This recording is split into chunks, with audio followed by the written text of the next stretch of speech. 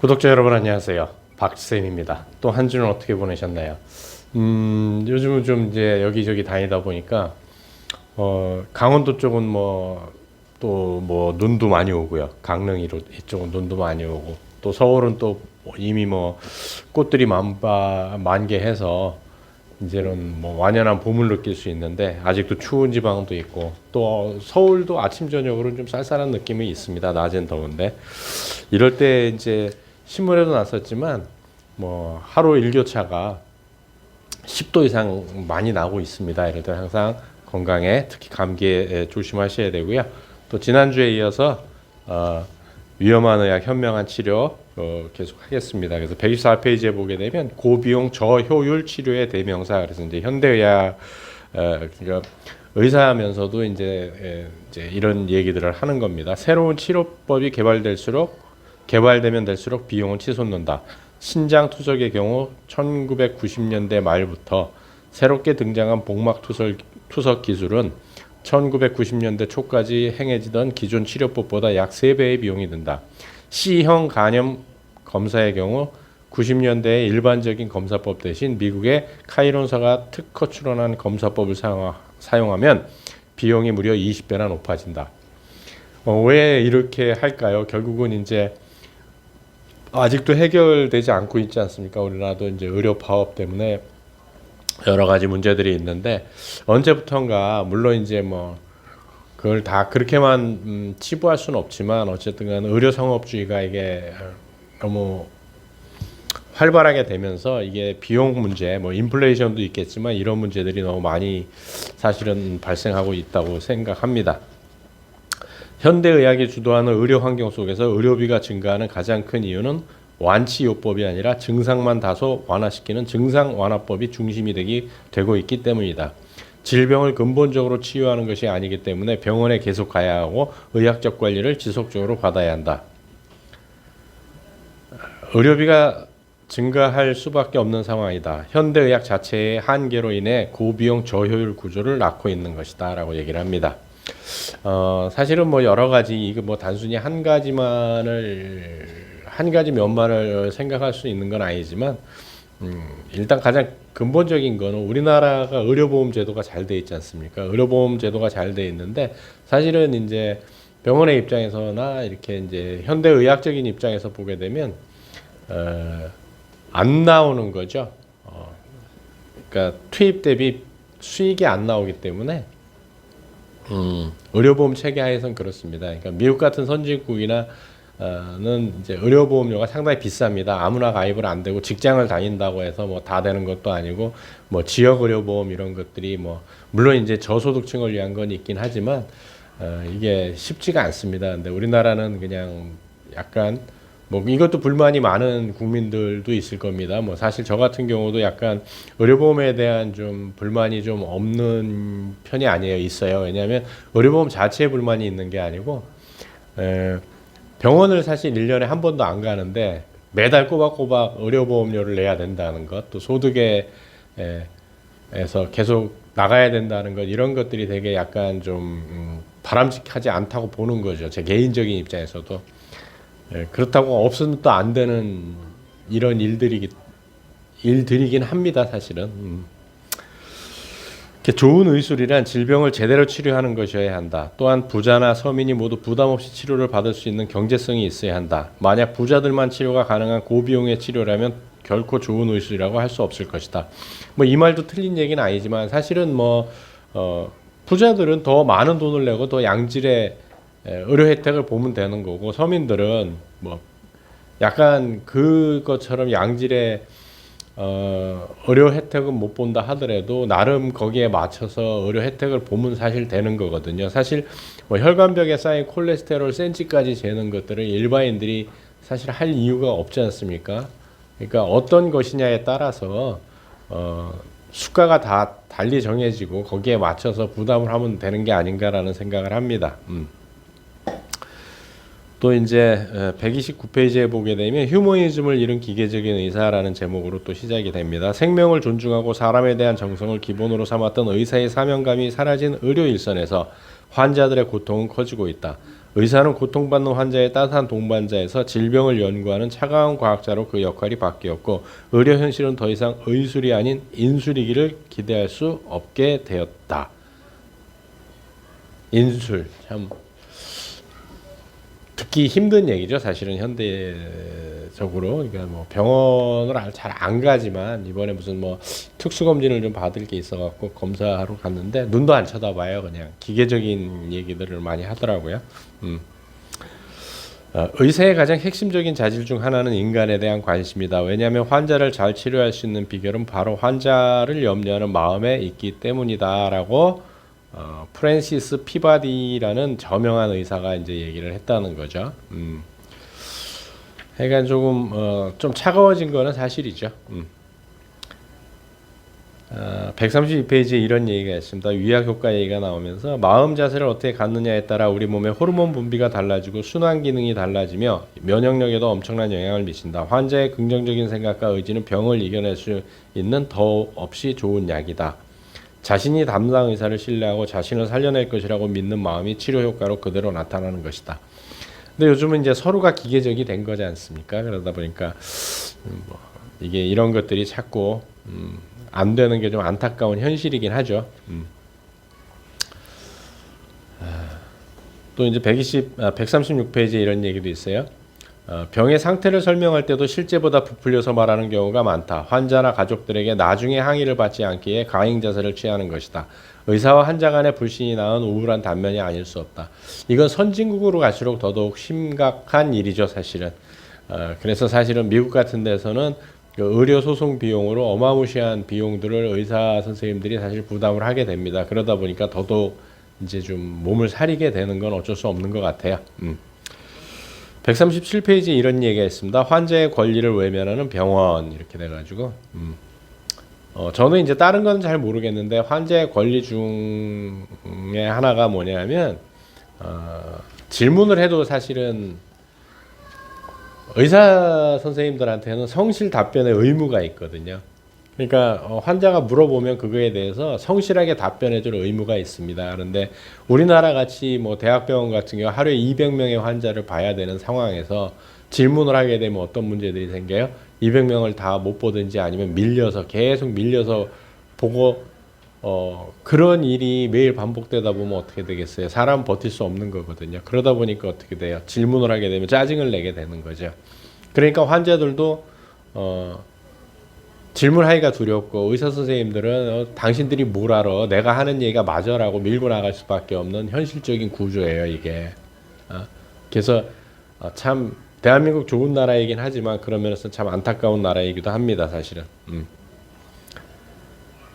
138페이지에 이런 얘기가 있어요. 현대의학이 우리 사회의 주류의학으로 뿌리를 내리면서 의료 소비자들의 주체성은 뒤로 밀려나게 되었다. 생활 속에서 간단히 치유할 수 있는 가벼운 질병조차 의사에게 의지하는 수동적인 환자로 만들었고, 이거는 저는 이제 개인적으로 그렇게 생각을 합니다. 뭐 그렇게 좀 전에 말씀드린 그런 부분도 있지만 사람들이 생각하기 싫어해요. 자기가 왜 아픈지를 생각을 안 하고 나는 그냥 내가 하던 대로 관성의 법칙대로 살 거니까 나 어디 아프면 그냥 당신이 약 주셔라는 생각들이 너무 팽배한 것 같아요. 생활 습관은 바꾸지 않고 약 하나로 해결하려고 하는 그 얄팍한 마음들이 이런 문제들을 더 가중시키지 않는가라고 생각을 해봅니다. 생활 습관을 바꾸어야 근본적인 치유가 가능한 만성병도 스스로의 노력 없이 병원 처방에만 의지하려는 자기 건강의 방관자로 만드는 결과를 낳았다. 환자가 치료의 주체이기를 포기하고 개개인이 자기 몸의 주인이 되지 못하며 생활 습관의 개선과 노력보다 의학적 치료만을 높게 평가하는 잘못된 인식을 사회 전반에 심어놓은 것이다. 이게 사실은 되게 가장 큰 일이 아닌가라고 생각을 해요. 의학계도 그렇고 제약회사도 그렇고 사람들도 그렇고 마법의 탄환을 원하는 거죠. 나는 그냥 거지같이 생활을 하고 뭐 술 담배 다 하고 운동도 안 하고 뭐 고기나 뭐 안 좋은 걸 잔뜩 먹으면서도 뭐 하나 먹으면 질병이 싹 사라지기를 바라는 그 얄팍한 마음 때문에 사실은 이런 문제들이 악순환이 계속되는 게 아닌가라고 생각을 해봅니다. 140페이지에 환자의 권리선언에 의하면 환자는 진단, 치료, 예후 등을 포함해 현재 상태에 대한 정보를 완벽하게 알 권리가 있으며 원한다면 치료를 거부할 수 있는 권리도 있다. 어떤 처치도 거부할 권리가 환자의 권리 선언에 포함되어 있다. 이건 좀 아셔야 됩니다, 진짜. 현재 상태에 대한 정보를 완벽하게 알 권리가 있어요. 그럼 완벽하게 알려면 어떻게 해야 돼? 질문을 해야 되는데 질문을 하면 짜증을 내니까 뭐 질문을 할 수도 없죠, 사실은. 이런 슬픈 얘기들도 있고요. 또 나는 요즘 많은 분들이 그렇지 않습니까? 어르신들도 그렇고 뭐 저 자신부터도 그렇지만 연명 치료 안 하겠다라는 얘기들. 이것도 환자 내 본인의 권리거든요. 하여간 이런 것들을 조금 아신 다음에 상태에서 내가 예를 들어서 뭐 사실은 80, 90 됐는데 암 걸렸다고 해서 항암 치료를 굳이 받아야 되나요? 저 개인적인 생각이에요. 뭐 받으실 생각이 있으신 분은 받으시면 되는 건데 아마 그래서 생명이 연장되는 것보다는 그 후유증으로 더 큰 타격이 오지 않을까라는 저는 생각을 해봅니다. 오래 사는 것도 좋지만 삶의 질이라는 것도 생각을 해봐야 되는 것이거든요. 저희 이제 어머니가 간암으로 돌아가셔서 그 삶의 질이라는 것은 정말 상상 이상으로 떨어집니다. 또 이제 141페이지는 진보를 막는 진보한 제도에 대한 얘기도 있어요. 이거는 이제 뭐 의사 선생님으로서 이제 뭐 법적인 문제들을 얘기를 하겠죠. 아무리 오랜 시간을 들여 환자를 상담하고 생활관리 요령을 지도하고 투병 의지를 잃은 환자에게 의지를 불어넣기 위해 정성을 다해도 그것은 무료이다. 치유를 위해 반드시 필요한 부분이지만 상담이나 생활 처방으로는 병원의 수입이 없다는 말이다. 현행 의료제도는 검사를 하고 약을 쓰고 수술을 해야만 공식적인 의료 행위라고 인정하기 때문에 병원 경영을 위해 불가피한 검사와 투약, 수술을 할 수밖에 없는 것이다. 이게 좀 개선이 돼야 되는 거예요. 사실은 나라에서 개선을 해야 되는 부분인데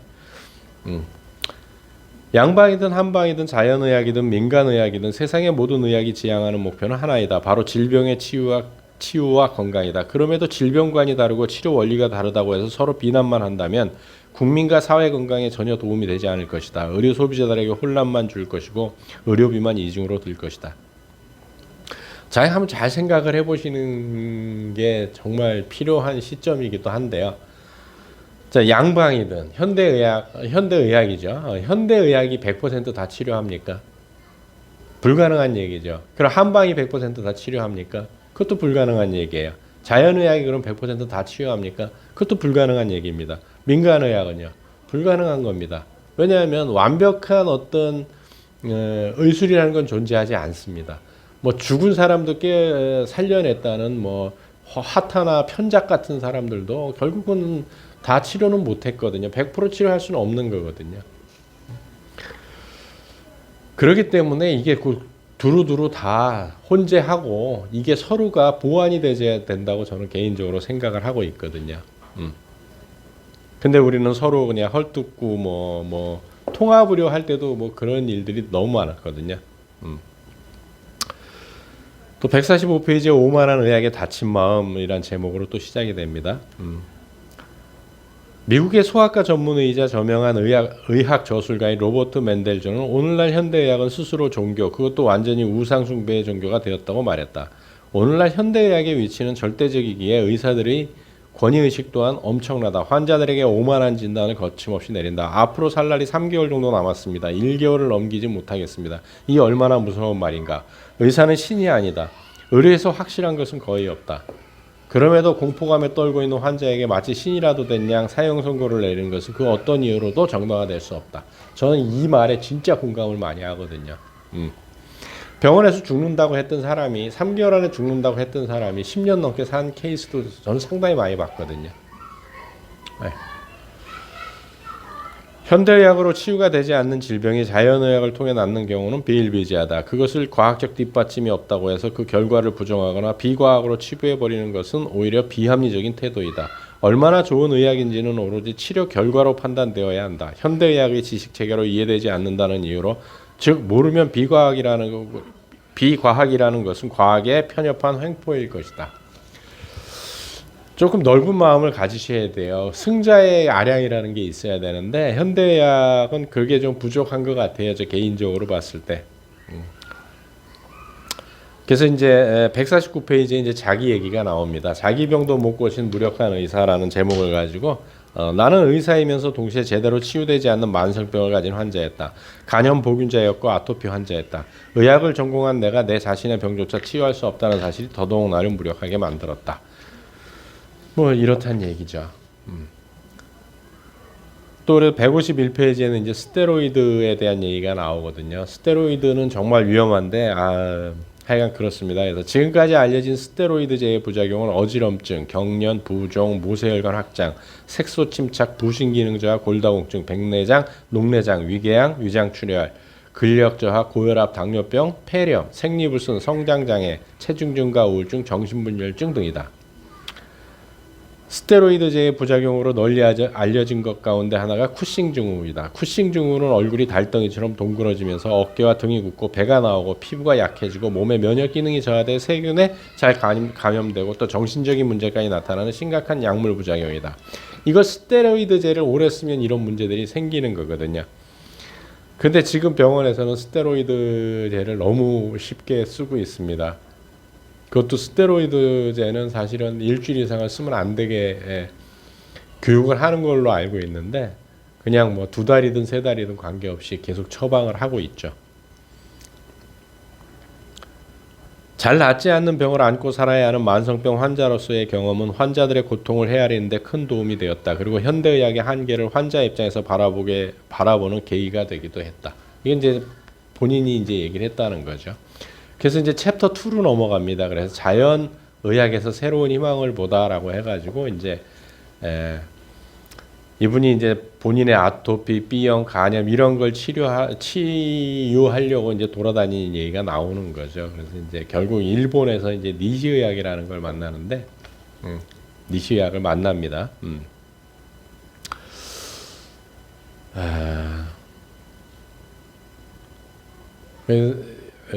157페이지에 이런 얘기가 있어요. 그 비과학적이라는 요법이 자기 병도 못 고치는 의사로 살았던 나에게 건강을 되찾게 해주었다. 중요한 건 바로 그것이다. 현대의학으로 고치지 못한 병을 치유했다는 그 분명한 사실보다 더 중요한 의학적 가치는 없을 것이다 라고요. 이제 뭐 제가 여기서는 뭐 니시의학을 다루고 싶은 게 아니고 이건 본인의 얘기이기 때문에 김진목 선생님 본인의 이야기이기 때문에 제가 요건 좀 읽어드리는 거예요.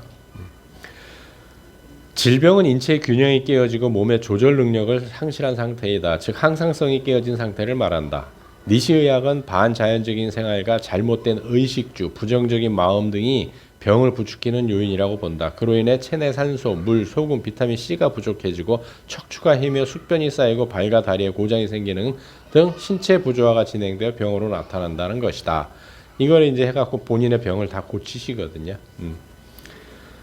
그래서 니시의학은 잘못된 생활 습관을 바로잡아 인체의 자연 치유력을 강화하여 질병을 치료하므로 근본적인 치유가 가능하다는 것이 특징이다. 또한 몸을 정화하고 자신에게 내재된 치유력을 강화해 병을 회복시키기 때문에 환자의 병리적 이상을 모두 바로잡을 수 있다. 그래서 아토피를 치료하기 위해 니시의학을 하게 된 환자가 더불어 고혈압이나 당뇨병 등 고질적인 질병까지 두루 치유되는 경우가 많다. 이건 이제 김진목 선생님 개인의 얘긴 거예요. 그래서 이제 니시의학 쉽게 배우는 니시의학 그래서 이제 단식요법 얘기도 나오고요.